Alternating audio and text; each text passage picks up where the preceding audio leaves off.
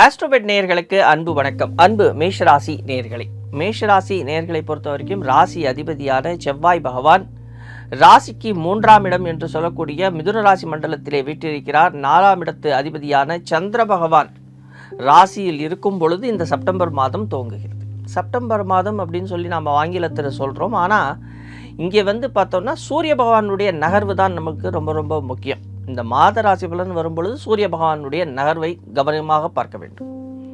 அந்த சூரிய பகவான் உங்களுடைய ராசிக்கு 5ஆம் இடம் பூர்வ புண்ணிய ஸ்தானத்தில் வீற்றிருக்கிறார். அவர் 11ஆம் இடம் என்று சொல்லக்கூடிய பாதகஸ்தானத்தை பார்க்கிறார். அங்கே ராகு பகவான் வீற்றிருக்கிறார். சூரிய பகவான் கேது பகவானோடு இணைந்திருக்கிறார். இந்த இணைவுகள் அதே நேரத்தில் அவருடைய பார்வைகள் எந்தெந்த விதத்தில் நமக்கு நன்மையை தரப்போகிறது, எந்தெந்த விதத்தில் நாம் கவனமாக இருக்க வேண்டும், இதை நாம் ரொம்ப உன்னிப்பாக கவனிக்க வேண்டும். இப்போது சூரிய பகவான் 5ஆம் இடம் பூர்வ புண்ணியஸ்தானம் அப்படின்னு நம்ம சொல்லலாம். அதே நேரத்தில் தந்தையாரை பற்றி நாம் சொல்லலாம். அதே நேரத்தில் அந்த காதல் என்று சொல்லக்கூடிய விஷயத்தை பற்றியும் நாம் சொல்லலாம். அதே நேரத்தில் நம்மளுடைய கவனம் அதை பற்றியும் நாம் அங்கே குறிப்பிட முடியும். நம்மளுடைய இன்டெலிஜென்ஸ், நமக்கு எவ்வளோ தூரம் இன்டெலிஜென்ஸ் இருக்குது, என்ன பண்ண போகிறோம் அப்படிங்கிறத பற்றியும் நாம் அங்கே பார்க்க முடியும். அதே நேரம் சூரிய பகவான் பார்க்கக்கூடிய 11ஆம் இடம் பாதகஸ்தானம்.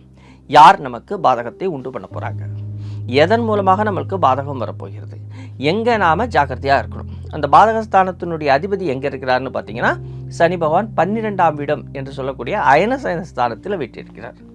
அப்போது என்ன மாதிரியான பாதகத்தை நாம் கையாள வேண்டும் அப்படின்னு நாம் பார்க்கணும். இப்போது முதல் முக்கியமான விஷயம், தந்தையார் வழி சொத்துக்கள் அல்லது தந்தையாருடன் பிறந்தவர்கள் இவர்களுடைய உடல் ஆரோக்கிய விஷயத்தில் கவனமாக இருக்கணும். எதிர்த்து பேசக்கூடாது.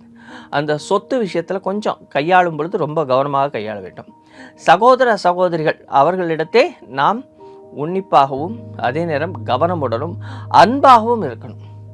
எதிராளிகள் இப்போ கொஞ்சம் வீக்கு, எதிராளிகளை ஈஸியாக மடக்கிடலாம். அதனால் எதிராளிகளிடத்தே பேசும்பொழுது கொஞ்சம் கவனமாக பேசி அவர்களை கையாள கற்றுக்கொள்ள வேண்டிய காலகட்டம். ஏன்னா உங்களை பொறுத்த வரைக்கும் உங்களுடைய எதிராள், அதாவது கணவன் அல்லது மனைவி அல்லது சமூகம் அல்லது உங்களுடைய நண்பர்கள், நீங்கள் காணக்கூடிய நபர்கள் இப்போ கொஞ்சம் வீக்காக தான் இருப்பாங்க. உங்களுக்கு என்ன ஒரே ஒரு பிரச்சனை அப்படின்னு சொன்னால், நீங்கள் கையாளுற விஷயம், அதாவது யார் என்ன சொன்னாலும் அதை ஆமோதித்து போகிற மாதிரி நீங்கள் நடந்துக்கிறீங்க. அதை மாதிரி நடந்துக்காதீங்க. நீங்கள் கொஞ்சம் ஒரு ஸ்டெப் ஃபார்வர்ட் போய் உங்களுடைய விஷயங்களை, உங்களுடைய மனதில் உள்ள கருத்துக்களை அவர்களிடத்திலே தெரிவித்தால் உங்களுக்கு நன்மைகள் கிடைக்கும். அதே நேரம் இந்த பாதகம், யார் பாதகாதிபதி? 11ஆம் இடம் நண்பர்கள். அப்போ நண்பர்கள் அவர்களிடத்தில் நமக்கு அபரிவிதமான விஷயங்கள் கிடைக்கும். அந்த அபரிவிதமான விஷயங்கள் நமக்கு கிடைக்கும் பொழுது அந்த விஷயங்கள் நமக்கு பாதகத்தை உண்டு பண்ணும். எச்சரிக்கையாக இருக்கணும். சூரியன் அதே நேரம் அடுத்த பாதி, செப்டம்பர் மாதத்தினுடைய அடுத்த பாதி புரட்டாசி மாதம் என்று சொல்லக்கூடிய மாதத்தில் அவர் கன்னிராசி மண்டலத்துக்கு போயிடுவார். அப்போது நோய் நொடிகள், வம்பு வழக்குகள், இந்த விஷயங்களுக்கு ஒரு தீர்வு அது கிடைப்பதற்கான வழிகள் கிடைக்கும்.